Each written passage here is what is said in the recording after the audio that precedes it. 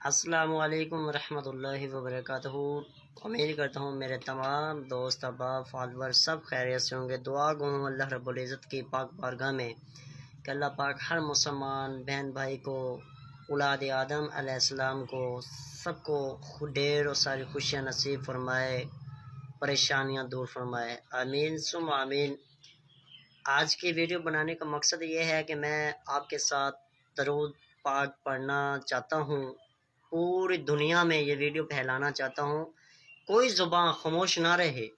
پیارے آقا علیہ الصلوۃ والسلام کی ولادت کا مہینہ ہے، ہمیں اس بابرکت مہینے میں تاجدار مدینہ قرار قلب بسینہ صلی اللہ علیہ وآلہ وسلم کی ذات مبارک پر ہم نے درود و سلام کا ہدیہ پیش کرنا ہے۔ تو 12 ربیع الاول سے 6 دن ابھی باقی ہیں، آج 5 ہے، باقی 6 دن، 7ویں دن تو 12 ربیع الاول پر نور مہینہ ہے۔ تو ہم نے کیا کرنا ہے کہ 6 دن میں کم سے کم پیارے آقا علیہ الصلوۃ والسلام کی ذات مبارک پر ہم 1 کروڑ مرتبہ تو درود سلام پڑھنا ہمارا بنتا ہے۔ ہم امتی ہیں، ہمارا اتنا تو فرض ہے نا کہ پیارے آقا کو ہم تو گلدستہ درود و پاک کا پیش کریں۔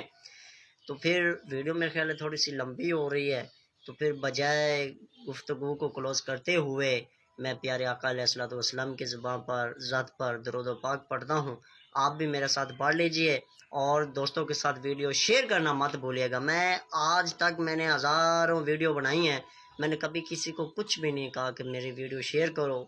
لائک کرو، مجھے نیچے ایک اچھا سا کمنٹ کرو۔ آج تک کسی سے نہیں کہا بھائی، مجھے کیا ضرورت ہے کسی کو کہو لائک کرو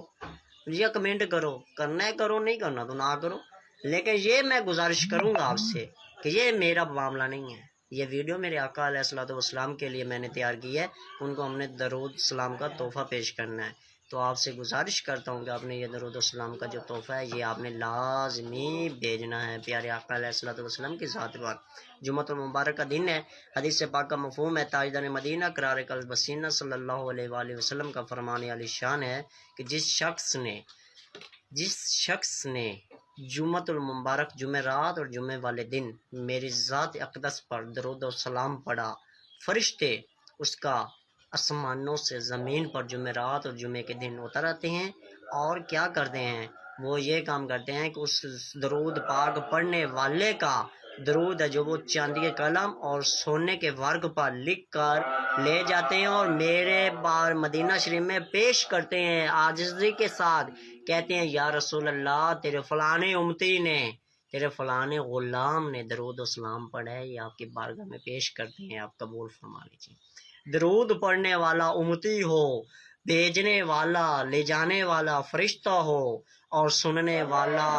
آگے چیکنگ کرنے والا تاجدار مدینہ ہو۔ کیسی ماشاءاللہ پیاری بات ہے، ہماری یہ خوش قسمتی ہے کہ ہم حضور کے امتی ہیں۔ پہلی امتیں بھی تو آئی